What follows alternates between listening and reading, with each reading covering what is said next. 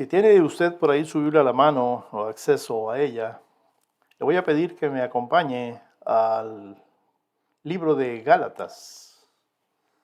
El libro de Gálatas, carta de Pablo a esa región en Asia Menor, Galacia, ¿verdad? Y el destinatario era precisamente los hermanos en esa región de Galacia, ¿verdad? Y leo en el capítulo 5, versículo 13 al 18, esta mañana. Me dice la palabra de Dios, porque vosotros, hermanos, a libertad fuisteis llamados, solamente que no uséis la libertad como ocasión para la carne, sino servíos por amor los unos a los otros. Porque toda la ley en esta sola palabra se cumple: amarás a tu prójimo como a ti mismo. Pero si os mordéis y os coméis unos a otros, mirad que también no os consumáis unos a otros. Digo, pues, andad en el Espíritu y no satisfagáis los deseos de la carne. Porque el deseo de la carne es contra el Espíritu y el del Espíritu es contra la carne. Y estos se oponen entre sí, para que no hagáis lo que quisiereis. Pero si sois guiados por el Espíritu, no estáis bajo la ley. Amado Padre, gracias por esta mañana, gracias por este tiempo. Revela, Padre, tu verdad a los corazones de tus hijos a través de tu Santo Espíritu a esta hora. Bendice este tiempo, Señor, en el nombre de Jesús. Amén, Señor.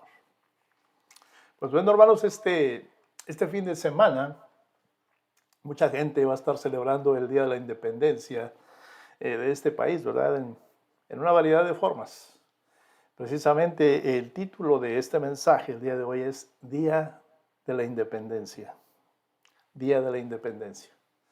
Y pues muchos nos hemos tomado más tiempo libre del trabajo, ¿verdad? Algunos por ahí están de viaje. Algunos están aprovechando una oportunidad especial, ¿verdad? Para visitar a la familia.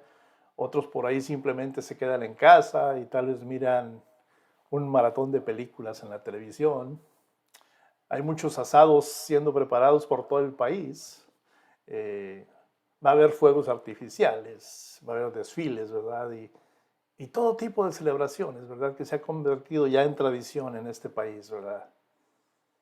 Y se celebra esta fiesta por algo que sucedió en 1776, ¿sí? Estamos celebrando las acciones de personas que solo conocemos gracias a los libros de historia. Y celebramos las acciones de las personas que vivían en ese tiempo sin electricidad, sin correo regular, sin internet y sin las tiendas de Walmart, ¿verdad? Yo creo que la existencia fue dura para ellos, pero aún así estaban dispuestos a luchar. Este país celebra que esas personas tuvieran, como por ahí decimos, agallas, ¿verdad? O en palabras de otras personas, el descaro o el coraje de romper ese control que existía por parte de Europa sobre esas primeras colonias que ellos les llamaban salvajes, ¿verdad? Y que habían luchado por sobrevivir y ya estaban siendo asfixiadas por las reglas y las cargas injustas del rey de Inglaterra. Y fueron bastante específicos en la Declaración de Independencia. No sé si usted se acuerde, si alguna vez hizo el examen para la ciudadanía, que nos tocaba aprendernos todo esto, ¿no? Yo me interesé un poquito más en algunos de los artículos y por ahí me enteré de cosas que no sabía, ¿verdad? Y sí, fueron muy específicos en la Declaración de Independencia. Si usted tiene la oportunidad de leer el documento, usted va a encontrar que se menciona opresión, se menciona abuso, sustracción o usurpación de derechos, ¿verdad? Había por ahí una falsa justicia y mucho castigo.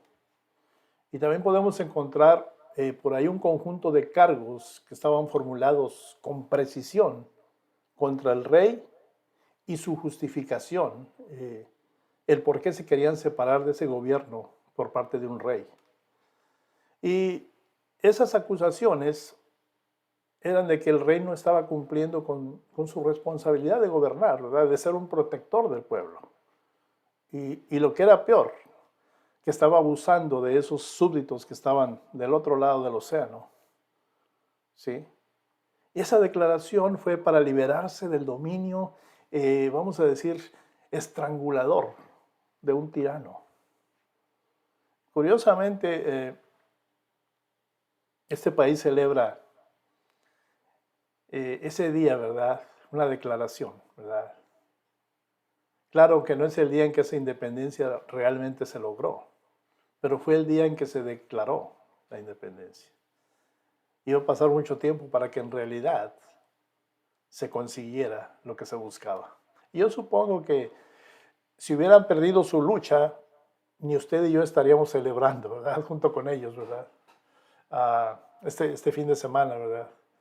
Y el lunes, pues no iba a ser día feriado.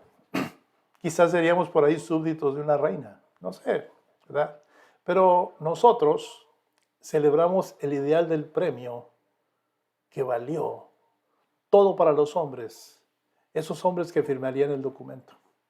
Y estamos recibiendo los beneficios, ¿verdad? Algo que valió la pena arriesgar, la riqueza, ¿verdad? E incluso la vida para ganar. Ese era el pensamiento de todos aquellos hombres que decidieron unirse en contra de un tirano. Pero no estamos tanto aquí para aprender de historia, ¿verdad? O recordar la historia. Pero es bueno hacerlo, porque hay mucha similitud en la vida del cristiano. Ese tirano que está actuando en contra nuestra se llama pecado. Y el padre del pecado, el rey de toda maldad, sigue vigente. Ya tiene su condena, pero está entre nosotros. Entonces, ¿cuál es la comparación de este día de independencia que viene con la vida cristiana? Déjeme decirle que la escritura que escuchamos esta mañana habla de libertad. Este pasaje trata sobre la libertad de la ley mosaica, la ley implantada por el Señor a través de Moisés, en aquel tiempo, en aquel lugar específico, para un pueblo específico. Y la ley se describe de otra manera como algo que ayudó a identificar el pecado y cómo vivir una vida honorable para Dios. No sé, sin embargo, demasiadas personas, demasiados líderes religiosos, ¿verdad?, utilizaron la ley como herramienta de control. Y aún hoy en día oímos hablar de religiones, sectas, denominaciones donde el legalismo prevalece. Pero en aquel entonces lo usaron con el poder y la posición y la separación, ¿verdad? Usaron y abusaron de la ley como control, como poder. Lo malo es que lo hacían en el nombre de Dios. Y aquí Pablo, en este pasaje de esta mañana, carta a los hermanos de Galacia, declara que gracias a Jesús los cristianos están libres de la ley. Les dice a las iglesias de Galacia que Dios los llama a través de Jesús para ser libres. La gente de la época de Pablo, si usted lee la palabra, ¿verdad?, pues estaba sufriendo persecución, había penalidades. Y esas situaciones aumentaron a medida que se convertían en cristianos. La comunidad hizo difícil vivir una vida de fe. Está pasando nuevamente aquí, en este lugar y en muchos otros lugares. Los ataques de Satanás llegan de muchas formas. Llegan a través de ese aparatito que usted trae todos los días en la mano. Llegan a través de esa pantalla que tiene ahí en su casa. Llegan a través inclusive de miembros de su familia. Nuevamente nuestra comunidad cristiana se le está haciendo difícil vivir una vida de fe. En aquel entonces no eran bienvenidos en la comunidad judía, a menos que se adhirieran a la ley. Y eso significó grandes cambios para aquellos a los que se les llamaba gentiles, ¿verdad? Y yo creo que tuvo que ser difícil celebrar libertad, la libertad que Pablo aquí estaba alentando, porque lo que los rodeaba, la sociedad, la cultura, no los entendía, ¿verdad? Y por ahí los judíos estaban enojados con estos cristianos, ¿verdad? Simplemente porque tenían reglas diferentes. Obviamente que fue muy confuso para el pueblo, muy confuso para ellos. Pues ya se habían roto con esas tradiciones de antaño, ¿verdad? Estaban tratando de descubrir los entresijos de esta nueva fe, tal y como usted y a mí nos pasó, ¿verdad? Cuando recién recibimos al Señor de corazón. Por ahí, al igual que nosotros, tenían muchas preguntas, muchas presiones a las que ceder. Y parece en las Escrituras que una de las más lógicas era que necesitaban por ahí convertirse en judíos para convertirse en verdaderos cristianos. Pero eso lo esperaban los judíos de ellos. ¿Por qué? Porque seguían bajo las cuerdas de la ley. La presión era vivir bajo la ley como primera preocupación. Pero aquí Pablo insiste en que esto no es cierto. ¿Sí? Pablo pensó que la ley estaba siendo requerida, ¿verdad? Como el medio para cubrir el pecado. Vamos a llamarle una herramienta provista por Dios para ofrecer un sustituto para pagar el pecado contra Dios. Usted y yo sabemos lo que Pablo sabía, que eso no era cierto, ¿verdad? Pero algo pasaba. La gente de la época todavía tenía que lidiar con el problema del pecado. Cubrir el pago de un precio se convirtió en algo para tener en cuenta en su presupuesto. ¿Sí? En otras palabras, quizá por ahí pensaban, bueno, espero que tal vez peque tanto este año, ¿verdad? Así que voy a necesitar este número y clase y tipo de animales, ¿verdad? Para los sacrificios, para pedir perdón, para pagar esa deuda. Y las multas no cambiaron la vida de las personas. Los gastos que hacían para poder tener por ahí un holocausto siguieron adelante, fueron aumentando. El pecado no paraba. Claro, hoy podemos hacer lo mismo. Vemos la eliminación de la ley y un descuento en estar bien con Dios. Y por ahí oramos por el perdón y salimos y cometemos los mismos pecados una y otra vez. Mirar por ese espejito como el del carro, ¿verdad? Para hacia atrás no es muy bueno. La vida trasera no ha sido buena, ¿sí? Pero hoy podemos observar, ¿verdad?, la historia de este país y encontrar que la inversión realizada por las personas, esas personas, ¿verdad?, hace mucho tiempo, realmente valió la pena. Porque es magnífico ser libre, ¿verdad? A mí cuando me preguntan cuál fue la principal razón por la que decidí venir a este país, mi respuesta inmediata es corrupción. Estaba cansado de la corrupción en todas las áreas, ¿sí? Pero aquí es muy bonito, es fantástico, ¿verdad? Que prácticamente podemos hacer lo que queremos y decir lo que queremos. Claro, hay sus abusos, ¿verdad?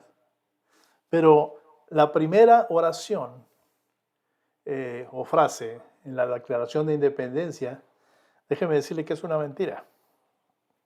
Me tocó leerla, me tocó aprendérmela, ¿sí? Y es un poco larga y me imagino que haría estremecer a un profesor de inglés. ¿Por qué? Porque prepara el escenario para el resto del documento.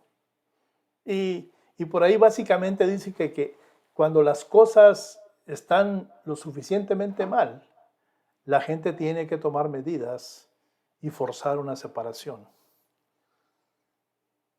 No en balde sucedió lo de enero 6, ¿recuerda? Que ahorita están tratando de indagar quién es el culpable principal de eso, ¿verdad? Pero la segunda oración, la segunda frase en la Declaración de Independencia, eh, dice algo así como que ah, sostenemos que estas verdades son evidentes y dice que todos los hombres son creados iguales, que están dotados por su creador de ciertos derechos inalienables, o sea, inmutables, ¿sí? Que entre estos están la vida, la libertad y la búsqueda de la felicidad. Eso dice la segunda frase de esa Declaración de Independencia. Han pasado muchos años, 230 y tantos años, ¿verdad? Después, han pasado, ¿verdad? Por ahí. Y aún estamos disfrutando de la libertad que la Declaración de Independencia reclama para las colonias y los futuros ciudadanos. ¿Recuerda las últimas palabras? La vida, la libertad y la búsqueda de la felicidad. Eso dice ese segundo párrafo. Y este es, no sé para usted, pero para mí es mi tipo de lugar. Estoy muy contento, feliz de que Dios me haya puesto aquí. Y me refiero a los Estados Unidos, a Carolina del Norte y específicamente y especialmente como su pastor. Hay muchos lugares menos cómodos en este mundo donde hay poca o ninguna libertad. Lugares donde por ahí la vida y la libertad, ¿verdad? Y esa búsqueda de felicidad que menciona el párrafo, son por ahí un sueño, una ilusión, una fantasía, una quimera. Pero escucha esto, para algunos en este planeta, el mayor objetivo es tener vida y hay pocas esperanzas de mucho más. Esa es la realidad. Mucha gente se conforma con estar vivos solamente. ¿Sí? Sin embargo, todavía hay algunos problemas, inclusive aquí, en este país, ¿verdad? Yo le tengo que aclarar que no me estoy quejando, ¿sí? Pero tenemos muchas reglas en este país. Quizás sean necesarias, como las leyes de tránsito, ¿verdad? Por ahí la forma como usted puede comprar una casa, adquirir una hipoteca, los semáforos, ¿verdad? Límites hasta en las inversiones, los impuestos, ¿verdad? Sobre la renta, no sé, los códigos de construcción. Usted no puede construir como usted quiera, tiene que mostrarle a alguien lo que va a hacer y esa persona tiene que por ahí aprobar lo que usted quiere hacer, ¿verdad? Ahora últimamente las filas en las tiendas de combustible, de comestibles, perdón, y por el combustible también. Y esa interminable necesidad, ¿verdad?, de querer tener dinero. Y podría seguir y seguir, ¿verdad? Pero como le dije anteriormente, no me estoy quejando. Lo que le quiero dar a entender es que sigue habiendo problemas. Se habló de una libertad, se habló de una independencia de un tirano, pero muchas cosas siguen sin cambiar. Yo creo que parece ser un trabajo duro examinar la vida y la felicidad, cuando por ahí hay tantas reglas, ¿verdad? Cuando por ahí la economía es inestable, cuando las cosas cuestan tanto como, por ejemplo, la gasolina, ¿verdad? Me parece que con la libertad vienen muchas otras cosas que nos roban precisamente esa libertad. Este es un concepto clave, hermanos. La libertad que tenemos en nuestra nación es cooperativa. Es una unión de personas que han acordado proteger los derechos otorgados por Dios a un costo compartido por el grupo. ¿Sí? Porque reconozcámonos que la libertad que en este país se disfruta no fue obtenida por una persona o dos, no. Involucró a una comunidad de personas con ideas afines centradas en un objetivo. Vaya relacionando lo que le estoy diciendo con lo que pasa en el cuerpo de Cristo. Nuestra pelea no es contra sangre ni carne, ¿verdad? Es contra algo más poderoso. ¿Sí? Y ese algo más poderoso, su bandera es el pecado. Contra ellos es nuestra lucha y de ellos y de eso queremos tener libertad. Queremos ser independientes completamente de eso. Pero la libertad que tenemos tiene límites que nos impiden expresar nuestra libertad a expensas de otros. Como congregación, dice la palabra, nos tenemos que animar unos a otros, resistir al enemigo, consolarnos unos a otros.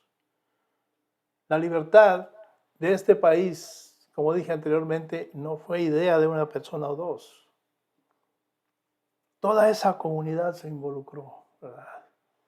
Tenían ideas afines centradas en un objetivo. La iglesia del Señor debe de hacer exactamente lo mismo. Y en muchas ocasiones nos hemos quedado muy cortos en ejecutar esa expresión. En esa guerra, vamos a llamarle revolucionaria, ¿verdad?, que hubo en este país, pues la lucha fue por algo nuevo. Una nueva nación con nuevas reglas, ¿verdad? Reglas que por ahí identificaron la igualdad entre personas de diferentes orígenes. Allá en Galacia, los judíos se querían imponer. No se podían identificar, por lo tanto no podía haber igualdad. Le daban a entender a esos nuevos hombres y mujeres que habían aceptado la fe de que tenían que primero obedecer la ley mesáica, para poder considerarse completos, para poderse considerar judíos también. Pero eso no era el fin, ¿verdad? Y al igual que en este país, que inicialmente no se hizo cumplir, ¿verdad?, esa igualdad y ese reconocimiento de los derechos y de esas libertades dadas por Dios a todas las personas, tuvo que suceder paulatinamente, ¿verdad? Pero vamos a ver esto desde una perspectiva cristiana, ¿verdad? Estamos viviendo en el país, uno de los países más grandiosos del mundo. Por ahí alguien dijo el más rico, quizá. El mejor país, quizá. Y aparentemente el más bendecido, quizá, ¿verdad? Pero en nuestra escritura de hoy, Pablo le dice a las iglesias en Galacia que estaban destinadas a ser libres. Libres de la esclavitud del pecado. Libres de la obligación de guardar la ley que ya de por sí era imposible de cumplir. Sin embargo, incluso Pablo explica que con la libertad, aún con ese tipo de libertad, todavía había reglas y todavía había límites. Y en este pasaje, él establece la primera regla de esta manera. Él dice, pero no uses tu libertad para complacer la naturaleza pecaminosa. Antes bien, servíos los unos a los otros con amor. Déjeme decirle esta mañana de que no podemos usar nuestra libertad en Cristo para convertirnos en personas inmorales. No podemos usar nuestra libertad para abusar o usar a otras personas. No podemos usar nuestra libertad para evitar nuestra responsabilidad, nuestras obligaciones dentro y fuera de la iglesia. Tampoco podemos usar nuestra libertad para solamente sentarnos y por ahí hacer nada. Hermanos, nuestra libertad no es una licencia para pecar de ninguna manera. Y Pablo también agrega, debemos de servirnos unos a otros en amor. Y esto se debe de acentuar aún más dentro de la iglesia. Suena como una inversión limitada de la libertad, ¿sí? Pero no, tenemos que invertir nuestro esfuerzo. Dice la palabra, esfuérzate y sé valiente para poder ser seguidores de nuestro Señor Jesucristo. La palabra está muy clara. Me está diciendo que todo lo haga en forma de servicio, basado en amor, unos con otros. ¿Sí? Y por ahí quizás esté limitando la libertad, ¿verdad? Con esa versión, ¿verdad? Que por ahí esté restrictiva algo, en alguna forma, ¿verdad? Pero no es demasiado caro el precio que hay que pagar.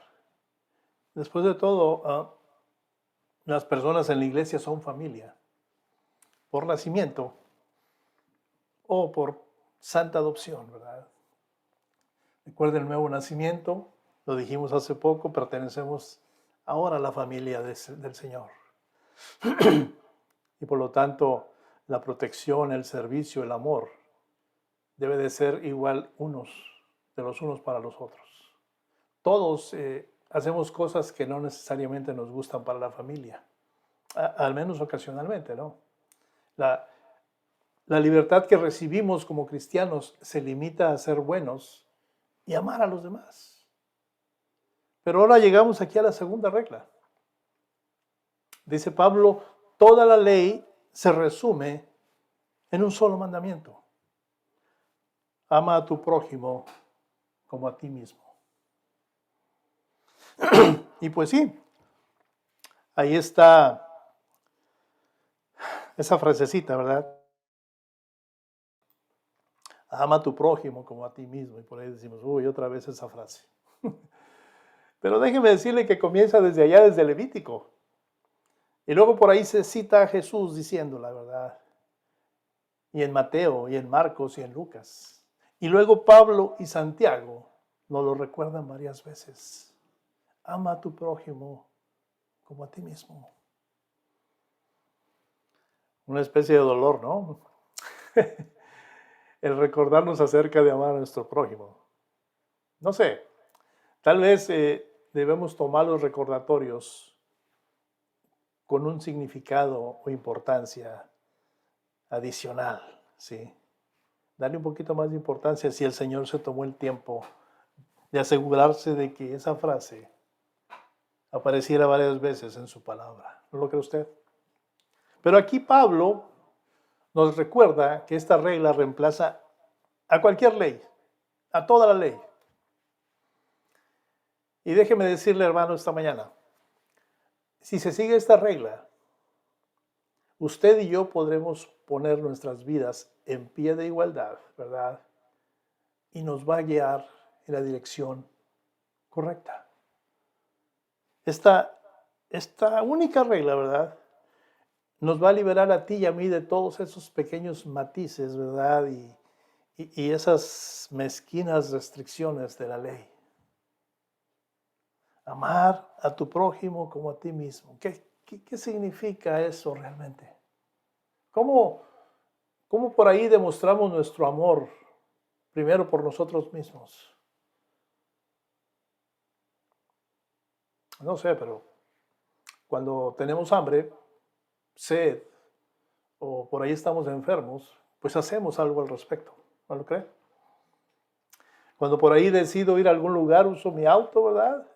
Algo que compré para satisfacer mis necesidades. Cuando estoy enfermo, pues voy al médico. Bueno, eventualmente. Mi esposa me insiste mucho que haga mi próxima cita, pero sí, hacemos algo al respecto. Y yo supongo que hay muchas cosas que hacemos por ahí por nosotros mismos, para nosotros mismos, ¿verdad? Y algunas son necesidades y otras son, vamos a llamarlas comodidades, ¿verdad? Algunas son solamente para divertirnos. Pero pensamos, pues yo valgo la pena para todo eso, ¿no? Me lo merezco. Pero según Pablo, nuestros vecinos también valen la pena. Ese vecino que todavía no sabes cómo se llama. ¿Sí? ¿Cómo puede él saber que en ti hay algo especial. Si ni siquiera sabes su nombre, ellos también valen la pena. Aquel compañero en el trabajo que sabes que tiene problemas en su casa, en su vida personal, pero no te has atrevido a hablarle de que hay una salida, la que quizá tú también tomaste. Nos dice a nosotros lo contrario, que no vale la pena, pero vale la pena. Así como tú piensas de que si estás enfermo ir al doctor, que si necesitas algo lo adquieres porque vale la pena, te lo mereces. Esa persona que no conoce al Señor, que todavía está bajo el acoso de ese tirano llamado pecado, también vale la pena. Ponga esto en su mente. Las personas que no te valoran ni a ti ni a mí, deberían seguir siendo importantes para nosotros, debido precisamente a eso, a nuestra libertad en Cristo. Déjeme le reformulo esto. Una persona que dice abiertamente, no, me caes mal, no me gustas. Esa persona es importante para los cristianos, debido a nuestra libertad. Cuando por ahí usted tenga dudas sobre cómo debemos tratar a las personas en nuestras vidas, consulte esta regla, esta segunda regla, ¿verdad? Ama a tu prójimo como a ti mismo. Y la eliminación de la ley como guía sobre nuestras vidas debería haber hecho las cosas más fáciles, ¿sí? Pero en realidad lo que ha abierto es como una lata de gusanos, ¿verdad? Problemas que nos vemos obligados a enfrentar. Aquí Pablo está escribiendo a personas que estaban en medio de una batalla por la salvación. No tenían la ventaja de mirar para atrás de la retrospectiva, ¿verdad? Estaban luchando por abrirse camino, ¿sí?, hacia la rectitud.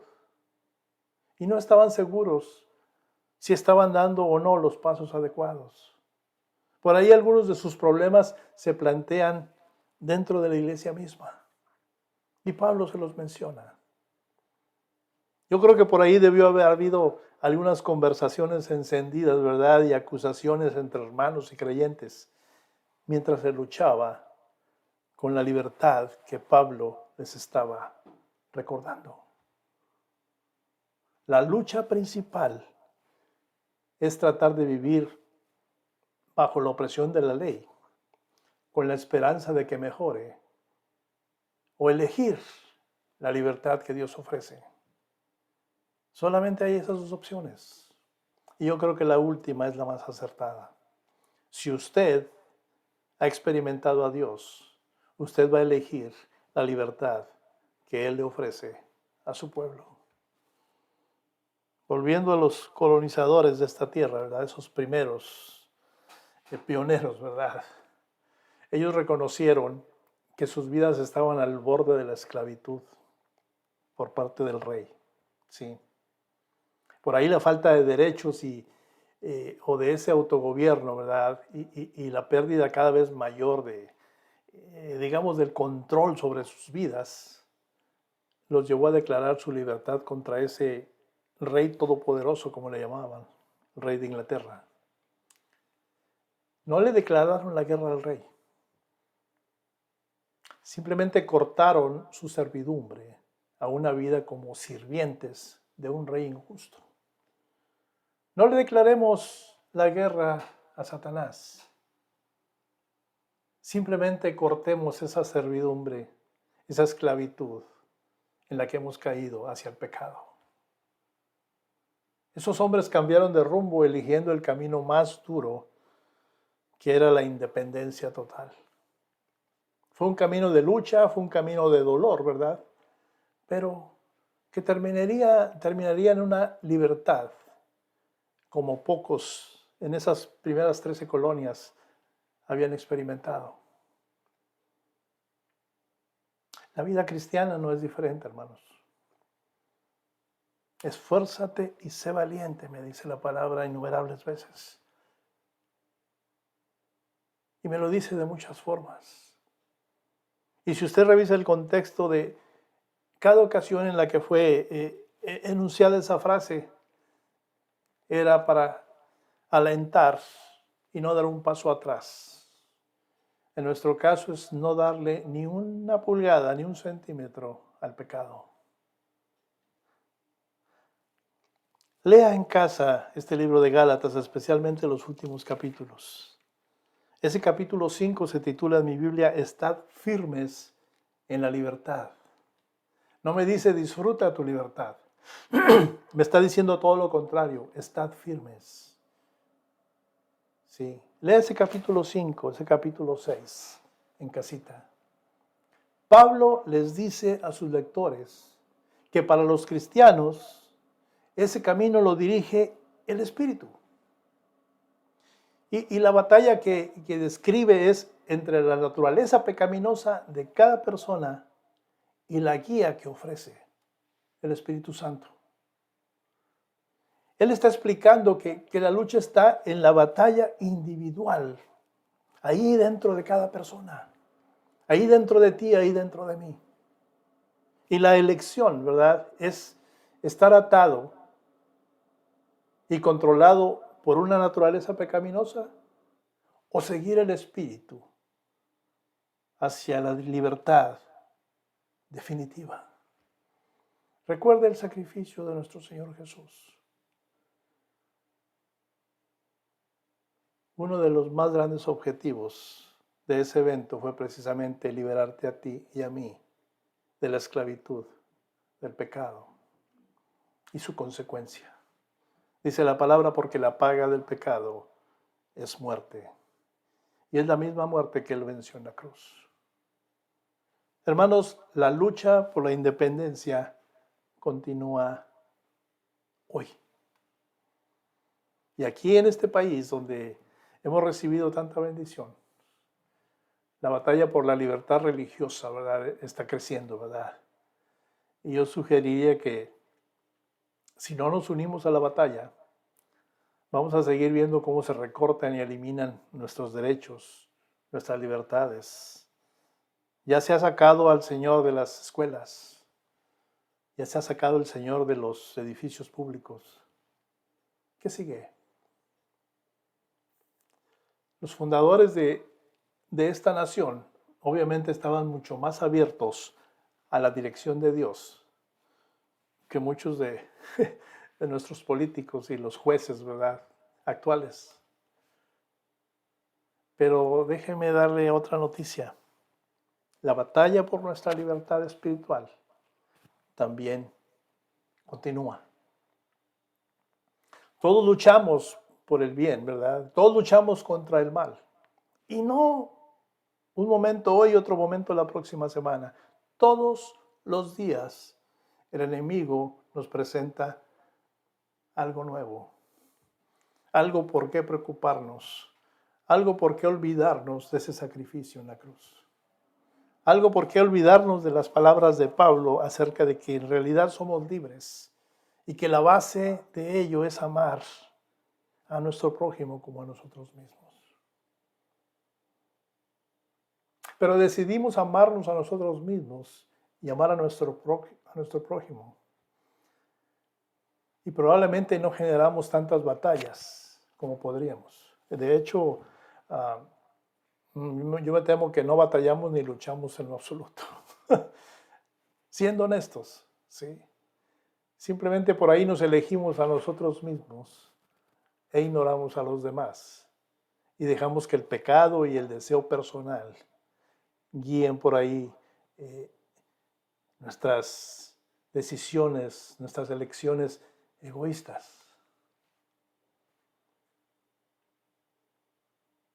Pablo es muy claro en lo que él habla, en lo que él dice en este pasaje. ¿Sí? Cuando él me dice que no satisfaga yo los deseos de la carne, me está diciendo que no hay manera de que alguien pueda satisfacer los deseos de la carne mientras caminan en el Espíritu. Los dos simplemente no van juntos. Sí, es como el agua y el aceite. No se mezclan. ¿sí? El Espíritu Santo no se mueve en nosotros para satisfacer nuestros deseos, nuestras pasiones por ahí caídas, ¿verdad? Sino para enseñarnos acerca de que hubo un hombre que pensó en ti y en mí y decidió guiarnos en ese camino. Nos aclaró que Él era el camino, la verdad y la vida. Y nos dio el aviso importante al decirnos, no hay otro camino que lleve al Padre. Como cuando usted está en una región por ahí, en un lugar desconocido, y la única manera como se puede guiar es por los anuncios, letreros que hay en el lugar.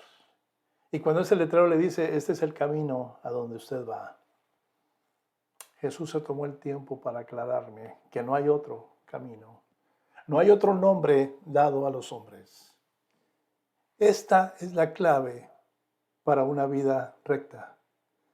Andar en el Espíritu, no vivir bajo el dominio de la ley.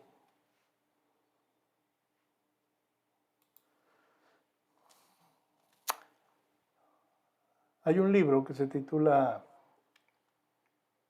Compartir sin sentirse culpable, por parte de George Sweeting, ¿sí? Y él ahí habla de un hombre, ¿verdad?, que se llamaba John Courier, que en 1949 fue declarado culpable, ¿verdad?, de asesinato, ¿verdad?, y por ahí fue sentenciado a cadena perpetua. Y por buen comportamiento y otras cosas, de ahí fue transferido a libertad condicional, ¿verdad? Pero esa libertad condicional que se daba antes, en aquellos años, no era que te podías ir a tu casa y por ahí iba alguien a checarte cada semana, como hacen ahora, ¿no? No, fue asignado a una granja cerca de Nashville, Tennessee, ¿verdad? Había unas granjas, un programa donde los que estaban en libertad condicional podían ir a cumplir su sentencia, trabajando un poquito más en libertad, ¿verdad? Pero no podían salir de esas granjas y tenían que trabajar y el trabajo era duro, ¿sí? Y había un trato entre el gobierno y esas granjas para que parte de lo que se producía era para alimentar a los presos en las cárceles, ¿sí? Pero en 1968, ¿verdad? Ya habían pasado varios años, casi 20, ¿verdad? Por ahí alguien firmó que la sentencia de este hombre, John Courier, estaba dada por terminada, porque el granjero daba buena referencia de él, ¿sí? Y por ahí se le envió una carta con las buenas noticias.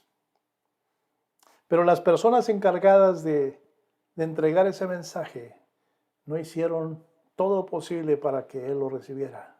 Él nunca vio la carta. Nunca alguien le dijo algo al respecto.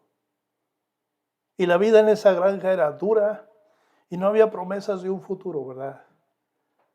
Mas, sin embargo, John siguió haciendo lo que le habían pedido desde un principio cuando lo transfirieron a esa granja, ¿verdad? Aún después de que el granjero ya había muerto.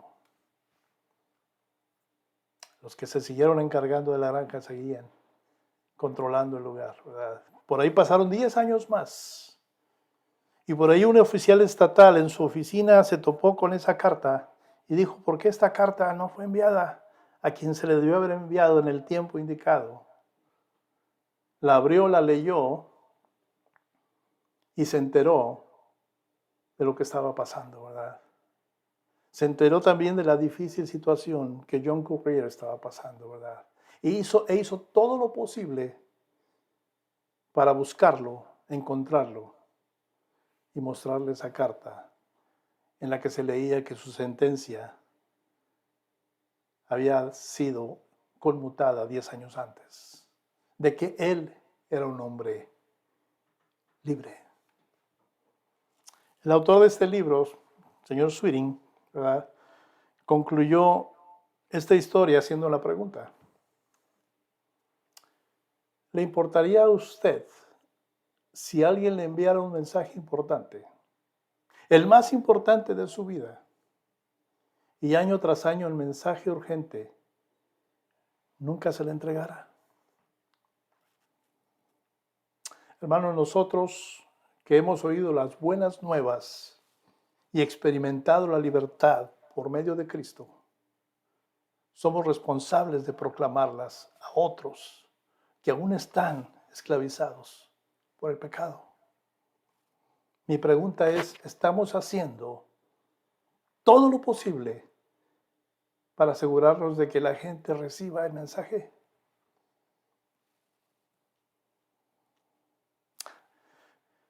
Dios nos ofrece la ayuda que necesitamos, hermanos. Y no siempre es tan fácil de encontrar esa ayuda y cómo la queremos. Sí. Se necesita un verdadero esfuerzo y control para poder por ahí escuchar al Espíritu. Se necesita aún más para seguir su dirección. Recuerde las palabras de Pablo a los hermanos en Galacia. Porque vosotros, hermanos, a libertad fuisteis llamados. Solamente que no uséis la libertad como ocasión para la carne, sino servíos por amor los unos a los otros. Cierren sus ojos, por favor.